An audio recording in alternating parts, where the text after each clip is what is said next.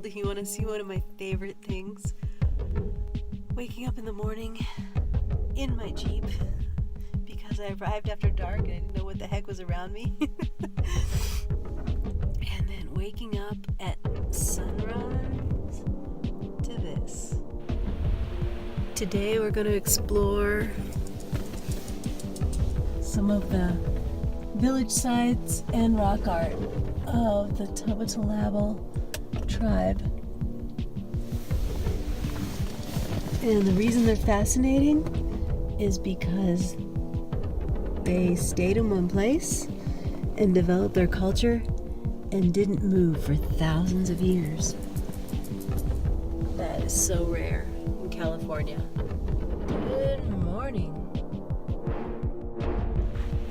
Walking around the landscape, looking behind all the borders along the waterways and the cliff overhangs, everywhere, under every rock. It kind of reminds me of the song. Looking for love in all the wrong places. Or, the Eddie Murphy version has Buckwheat, wookin' penub in all the wrong places. This is why it takes hours and hours to explore an area that you know to be a documented archaeological site, because it's not one place, it's everywhere and could be anywhere.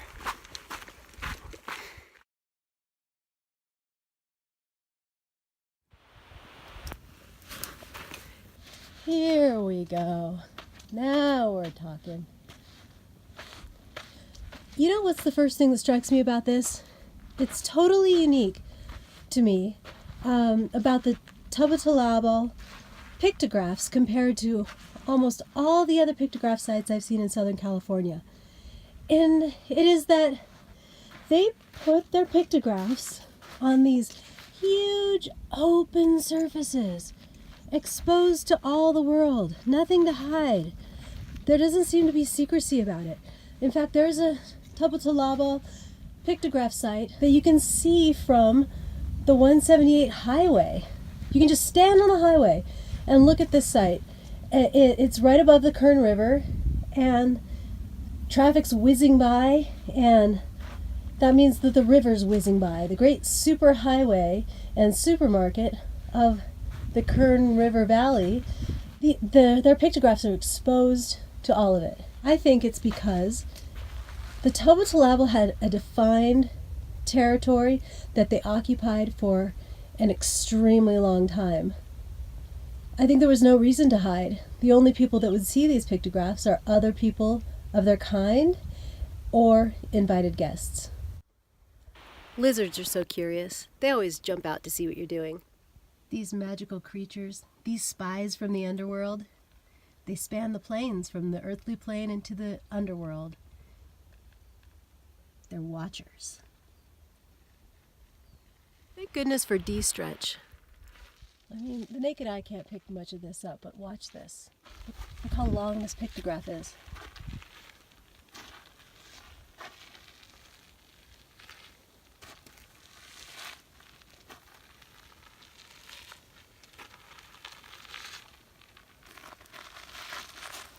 Can you see it? Here's another totally spectacular image that is almost invisible to the naked eye. I just accidentally caught this by taking a photo of another image on D-stretch. I'll show you.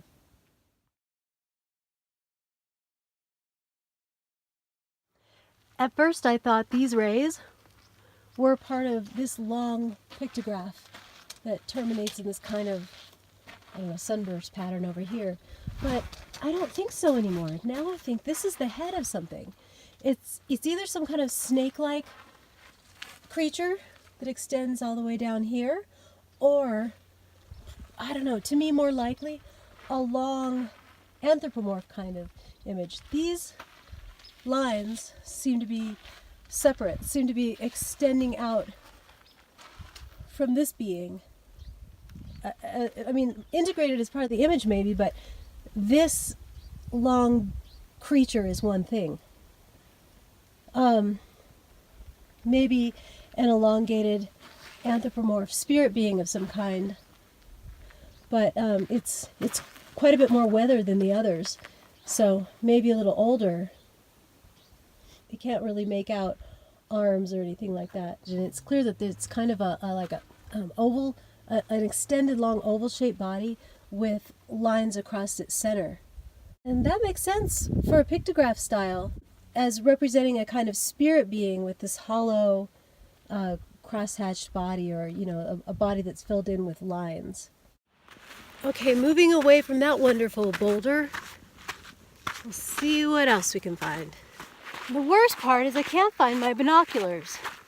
I keep moving my gear around. And I don't have a telephoto camera, I just have an iPhone and a GoPro. iPhone can only zoom in so much, and the GoPro is good for like wide angle, but you really can't zoom it at all. So I have to actually walk up to every single boulder that I think looks interesting. My own 2 feet. So if I never get fat, it's because I'm low tech. Okay, so binoculars wouldn't have done me any good anyway. Creekside Village site. And tucked away underneath. Let's look around, let's see what we can see. The thing that greets me is this, I don't know, what is this, scrub oak tree.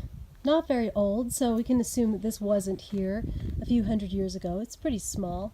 And this huge boulder that is sort of protected, but there's a pictograph in there.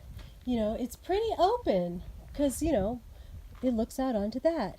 And of course onto a few grinding holes. But like I was saying before, they're not in hidden nooks here with the Tbatulabal. They're open to the people.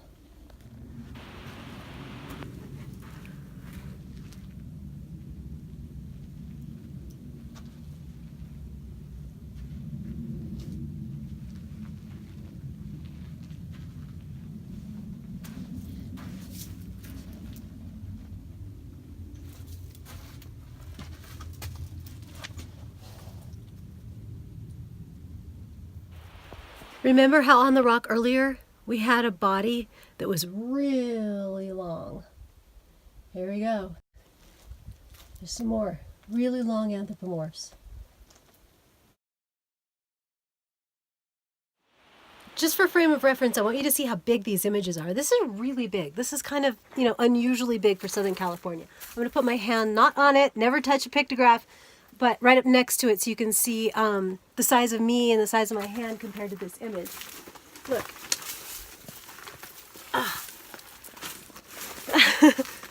Okay, can you see? Oh, the sun glare. Okay, I'll put it by his foot.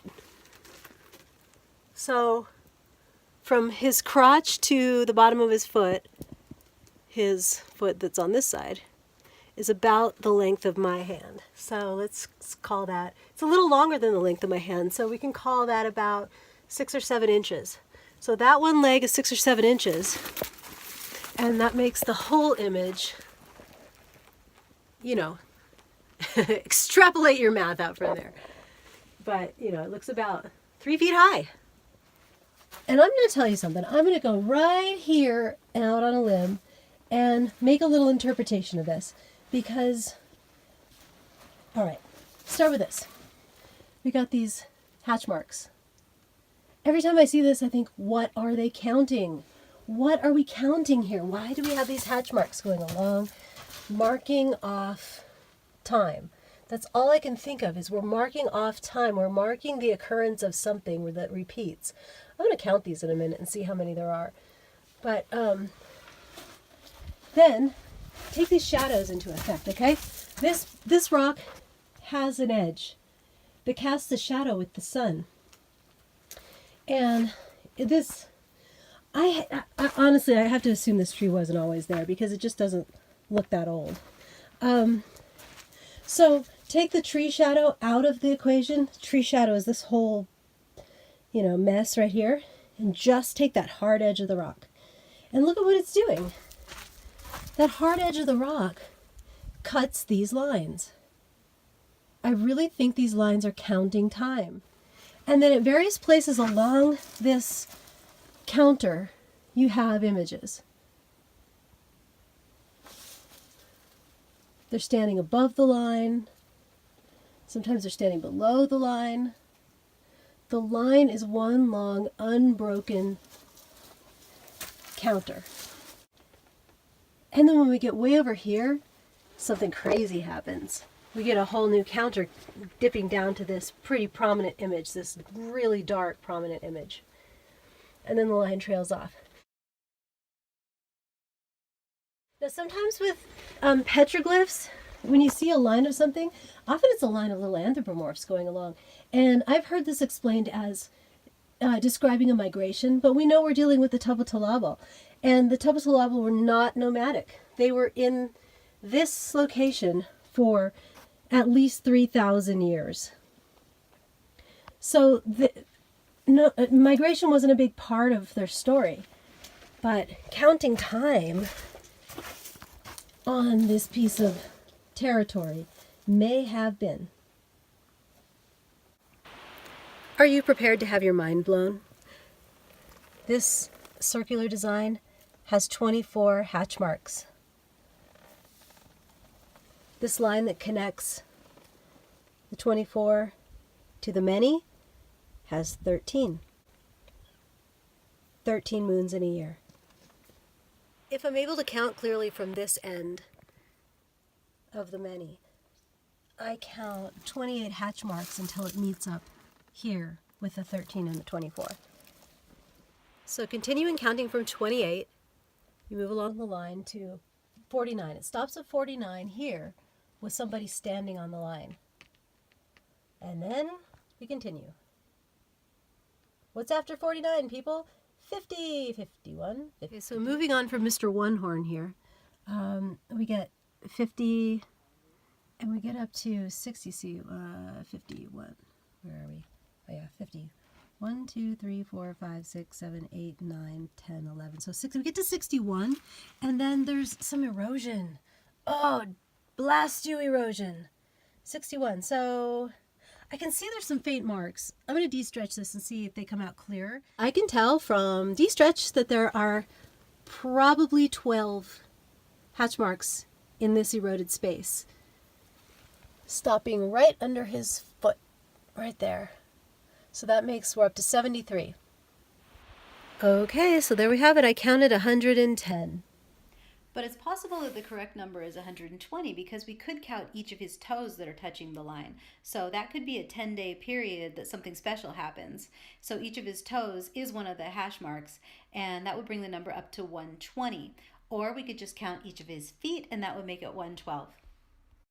I'm not the prehistoric math expert that can say exactly what we're counting here. I don't know if we should be counting it right to left or left to right. But because this is not an archaeological journal and I'm just me, I'm just going to go ahead and take a little guess. 120 is the number I'm going with. I'm going to go ahead and count his toes that are touching the line. So 120 times 3 equals 360. 360 pretty darn closely approximates a year. Maybe the Tbatulabal, based on their geography, had a year that approximated more like a 3-season year. Maybe they had kind of a spring summer and then a late summer fall, which was the harvest time, and then they had a proper winter. If that's the case, then a 120-day cycle would make some sense. Check out that hawk. Tobitulabal kept hawk feathers, and especially eagle feathers, as sacred feathers. They did keep eagles in captivity and harvested their feathers, but they released them, unlike some of the other southwestern tribes who would sacrifice the eagle. Here's some grinding holes, pretty conveniently placed on the drainage. Oh, look at this, a few more pictographs. Let's see what's going on here. They look like crosses. Often that's interpreted as being a star. I would love to see this rock in the rain. See this lip up here where the water would catch and then kind of cascade over that area that looks like it's been eroded from water. This rock has totally captured my imagination because it looks exactly like the long-bodied anthropomorphs that we see painted on the rocks below. it looks like a natural occurrence of that sort of creature. And when you talk about the natives feeling the aliveness of things, the aliveness of the earth being just as alive as a person, the person being no more superior to anything in nature, it seems really logical to me that you're in your village, and what's looking over your village? This wonderful spirit being. I'll read to you something really beautiful on this topic that I think kind of sets the stage for this idea. Once in his life, a man ought to concentrate his mind upon the remembered earth, I believe.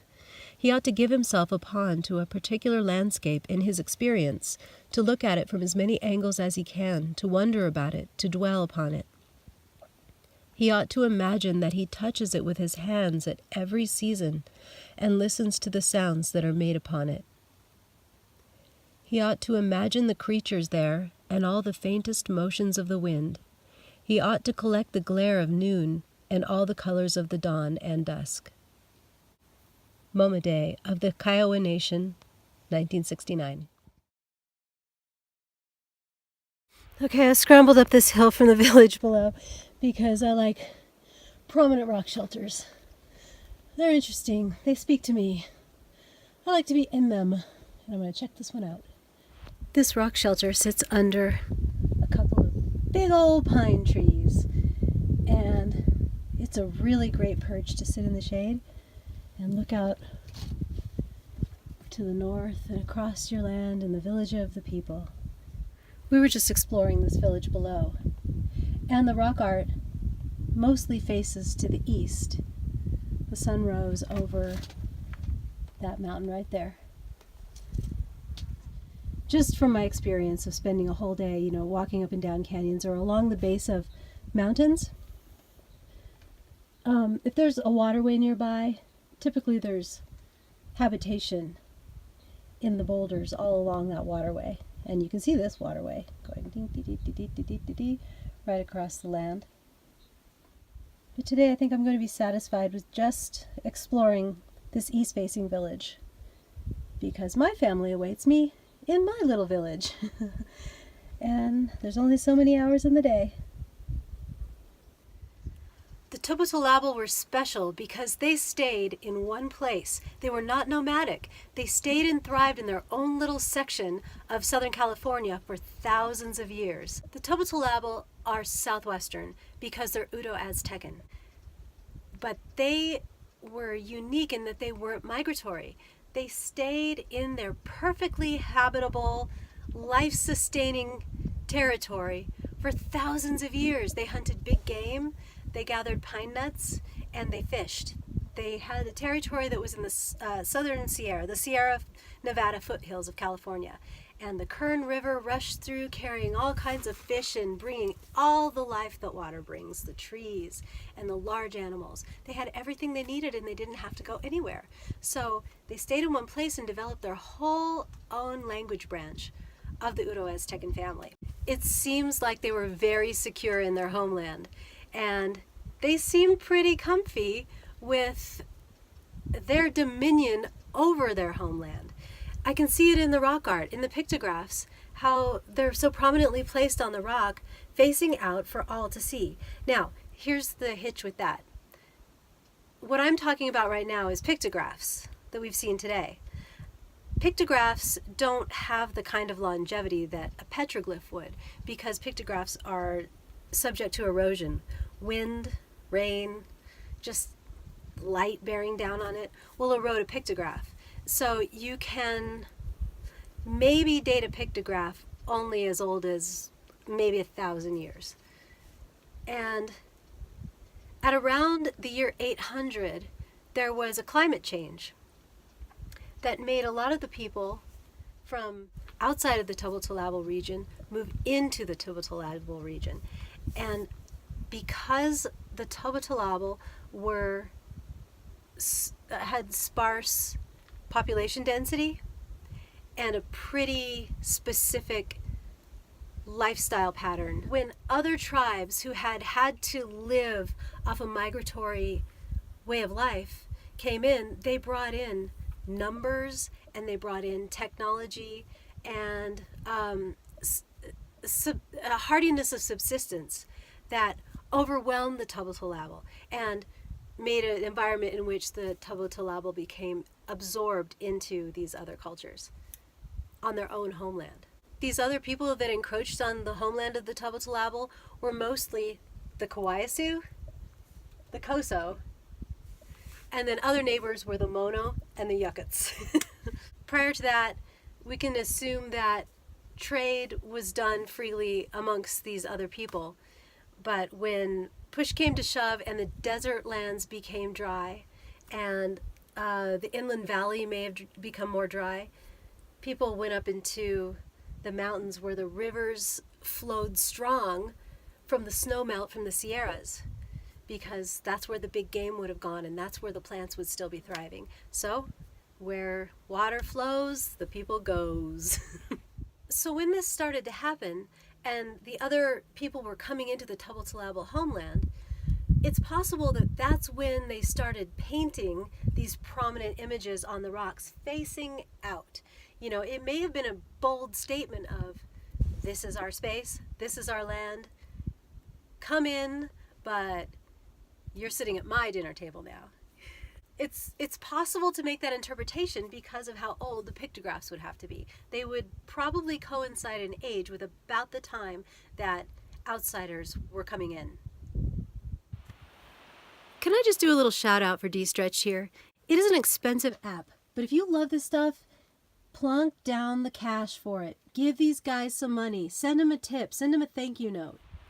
I'd like to give a personal shout out to archaeologist Alan Garfinkel, whose wonderful research and writing on this region has contributed enormously to my understanding of everything I've shown you today. So, Dr. Garfinkel, thank you. My name is Angeline Duran, and I thank you so much for watching, and I hope that you will hit like and subscribe because it would mean a lot to me. It takes a lot of my time, it takes a lot of gas money to come out and do these explorations. I do it for the love, but if you could help by liking and subscribing and telling a friend, that would be cool.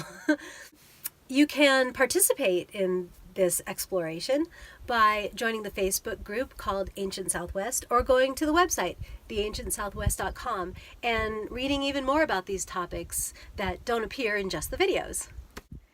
Thank you, thank you. May the light inside you continue to burn brightly.